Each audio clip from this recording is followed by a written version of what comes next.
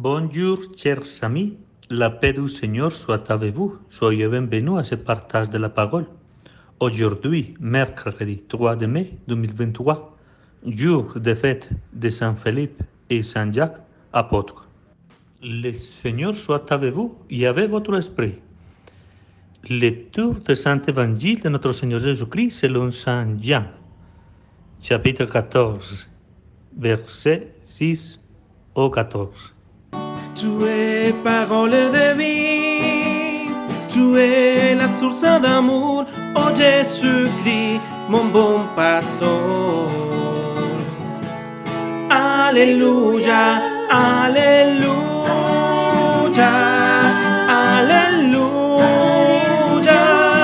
alléluia. Gloire à toi, oh Seigneur. En ce temps-là, Jésus dit à Thomas, « Moi, je suis le chemin, la vérité et la vie. Personne ne va vers le Père sans passer par moi. Puisque vous me connaissez, vous connaîtrez aussi mon Père. De maintenant, vous le connaissez et vous l'avez vu. » Philippe lui dit, « Seigneur, montre-nous le Père. Cela nous suffit. » Jésus lui répond, « Il y a si longtemps que je suis avec vous, et tu ne me connais pas, Philippe. Celui qui m'a vu a vu le Père. Comment peux-tu dire, montre-nous le Père? Tu ne crois donc pas que je suis dans le Père et que le Père est en moi? Les paroles que je vous dis, je ne les dis pas de moi-même. Le Père qui demeure en moi fait ses propres œuvres. Croyez-moi, je suis dans le Père et le Père est en moi. Si vous ne me croyez pas, croyez du moins à cause des œuvres elles-mêmes. Amen, amen, je vous le dis. Celui qui croit en moi fera les œuvres que j'ai faites. Il en fera même de plus grands, parce que Dieu part vers le Père. Et tout ce que vous demanderez à mon nom, je le ferai, afin que le Père soit glorifié dans le Fils. Quand vous me demanderez quelque chose en mon nom, moi, je le ferai. Acclamons la parole de Dieu.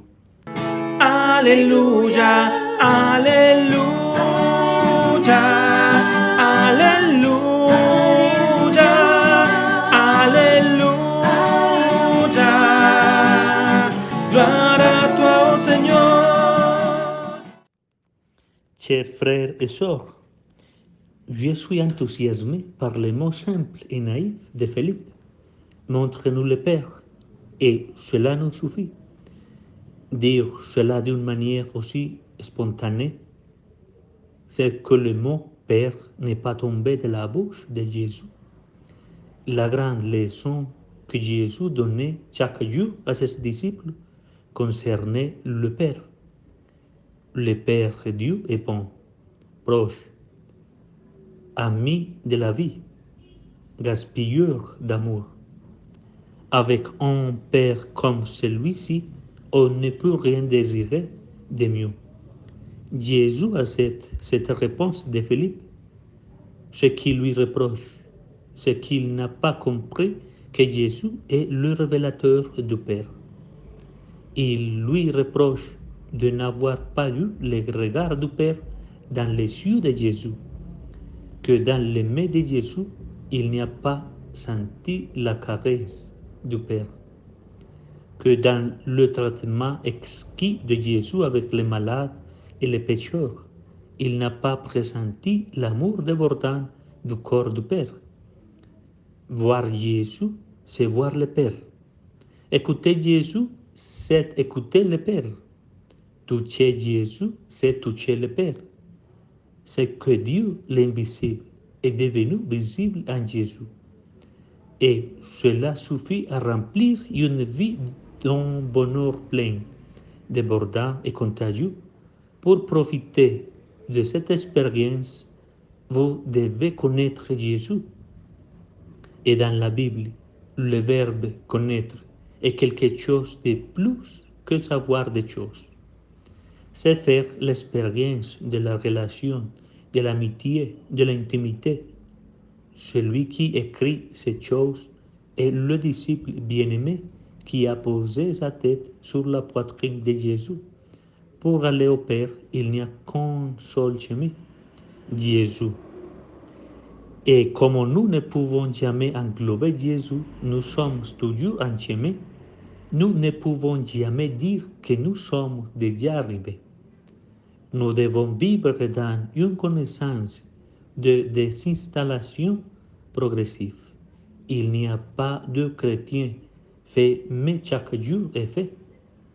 Nous appelons les apôtres disciples parce qu'ils apprenaient toujours de Jésus.